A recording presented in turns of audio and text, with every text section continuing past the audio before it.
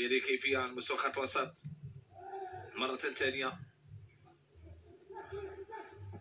تمريرة بهذه الكيفية على الجهة اليسرى، لكن يظهر على انه الاسرع هما الخط الجانبي. لعب كرة مشات مباشرة التماس، اسرع عناصر فريق الفتح الرياضي. حمزة النوري، حمزة النوري، عملية ديال المرور ممتازة ممتازة ممتازة ديال المرور. سقوط ضربة مرمى كيقول الحكم، ضربة مرمى كيقول الحكم. حمزة النوري كيحاول يمر في مساحة ضيقة. كرة في دفاع، لاحظوا الطريقة ديال الانسلال.